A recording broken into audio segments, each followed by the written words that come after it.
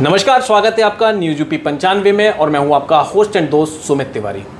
इस समय दोस्तों आप अखबारों की सुर्खियों में पढ़ रहे होंगे और इलेक्ट्रॉनिक मीडिया के माध्यम से अपनी टीवी स्क्रीनों में भी देख रहे होंगे कि क्षेत्र में फसल बीमा घोटाले को लेकर जो ये खबरें सुर्खियाँ बटोर रही हैं, निश्चित तौर पर किसानों के साथ इस क्षेत्र में जो हो रहा है वह सही नहीं हो रहा है। लगातार प्रशासनिक तौर पर भी अब कार्रवाई का समय शुरू हो चुका है और किसान नेता, किसानों के मसीहा कहे जाने वाले बुंदेलखंड के जिनके लिए कहा जाता है कि बुंदेलखंड के वीर सपूत गंगाचरण राजपूत आज हमारे साथ में हैं, पूर्व सांसद रहे हैं।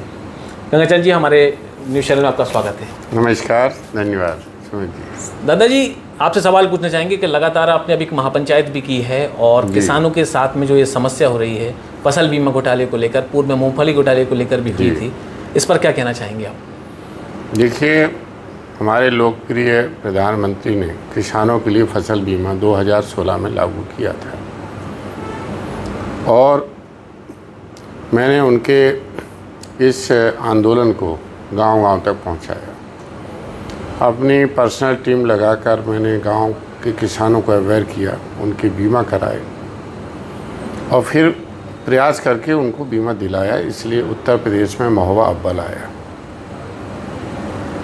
अब इसमें कुछ दलाल घुस गए हैं। जब देखा लाखों रुपए किसानों को मिल रहा, तो पिछले साल कुछ दलालों ने हेरा फेरी की और किसानों के नाम से फर्जी बटाईदार का सर्टिफिकेट बनवा के एफिडेविट और बीमा करा लिया। ये मेरे जब संज्ञान में आया तो मैंने उच्च अधिकारियों को पत्र भी लिखे। जो इसकी डायरेक्टर हैं सांख्यिकी की, जो बीमा रिलीज़ करती हैं, श्रीमती सुमिता सिंह जी, उनसे बात की और उन्होंने इसकी एक डीएम से कह के जांच समिति बनवाई, जिसमें बीमा अधिकारी थे और प्रशासनिक अधिकारी थे। तो उन्होंने ये पाया कि हाँ, घोटाला हुआ है। उसी घोटाले में तुरंत कार्रवाई के लिए हमने किसान पंचायत बुलाई कि जिसको भी कोई कंप्लेंट है तो वो तत्काल आके हमें और अधिकारियों को कंप्लेंट दर्ज कराए। बड़ी संख्या में किसान आए और उन्होंने कंप्लेंट दर्ज कराई। कुछ कंप्लेंटें जो समिति बनाई गई थी एसडीएम के नेतृत्व में, उनमें भी दर्ज हुई और उनमें जांच में अभी तक मेरे संज्ञान में आया। कल माननीय कृषि मंत्री शाही जी का भी फ़ोन आया। उन्होंने कहा कि करीब 40-50 लोग डिटेक्ट हुए हैं जिन्होंने हेरा फेरी की है।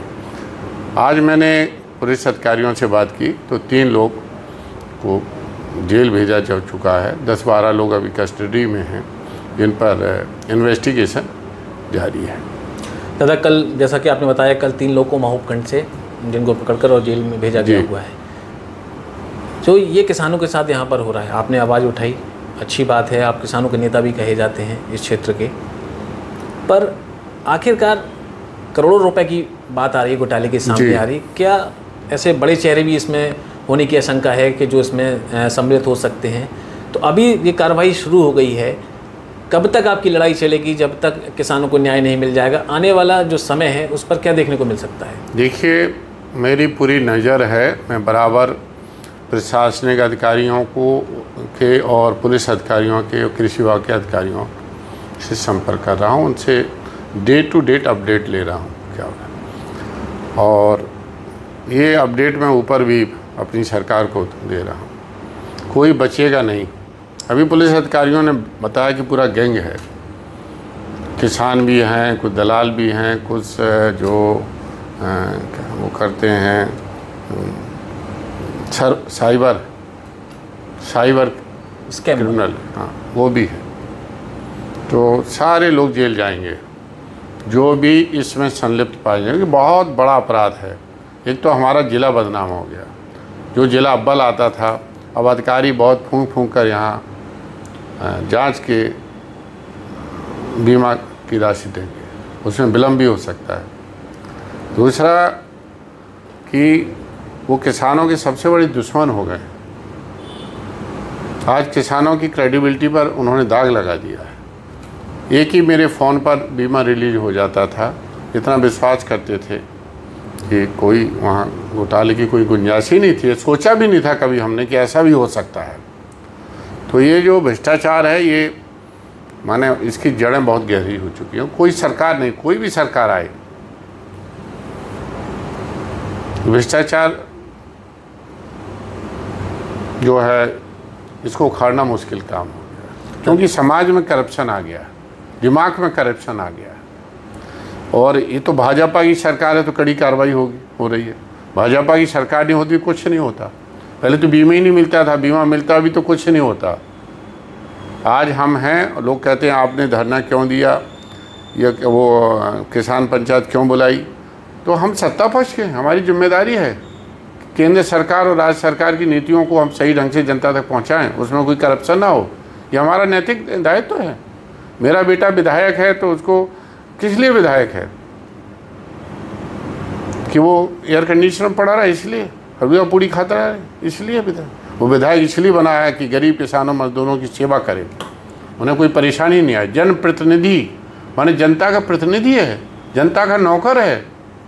तो हमारी जिम्मेदारी है कि सारी चोरियों को रोकें, सारे भ्रष्टाचार को रोकें।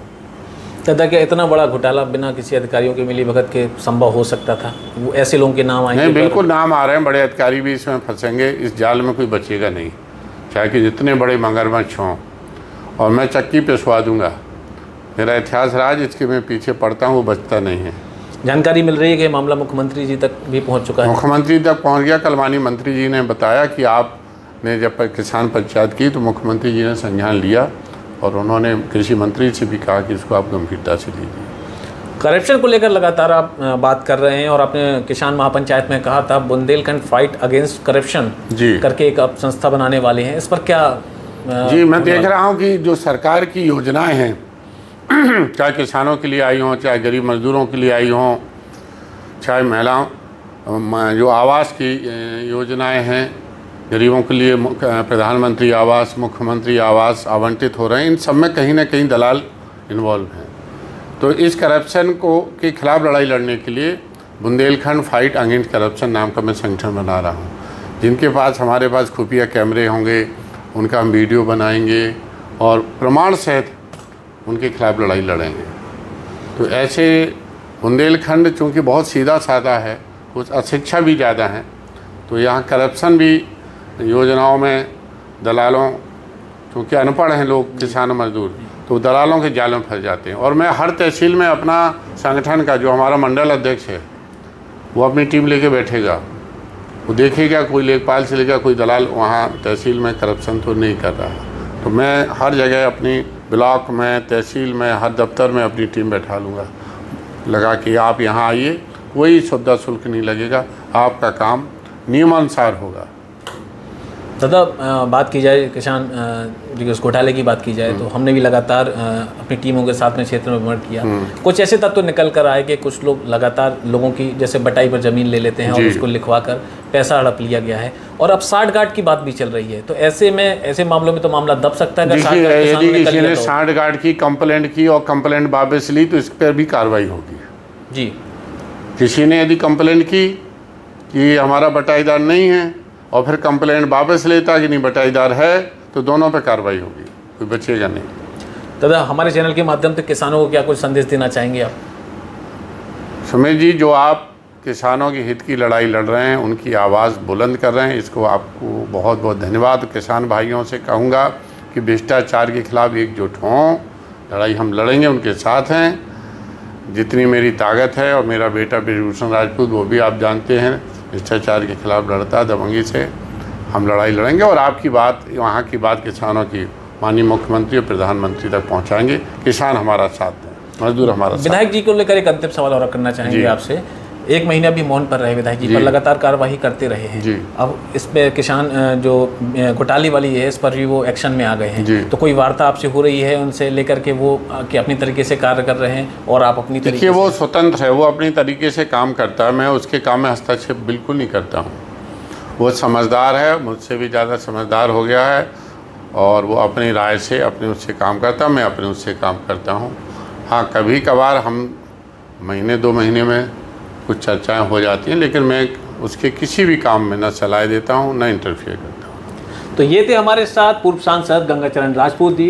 किसानों को मुद्दे को लेकर हमने विस्तार से चर्चा की और किसान बीमा घोटाले को लेकर लंबी लड़ाई लड़ते चले आ रहे हैं। पूर्व में उनको चाहे वो फसल बीमा दिलाने की बात हो, अब चाहे उनको जो उनके साथ घोटाला हुआ हो उस पर उनको न्याय दिलाने की बात हो, पूर्व सांसद गंगाचरण राजपूत हमेशा किसानों के साथ रहे। आप देख रहे हैं न्यूज यूपी 95 खबरों का सिलसिला चलता रहेगा।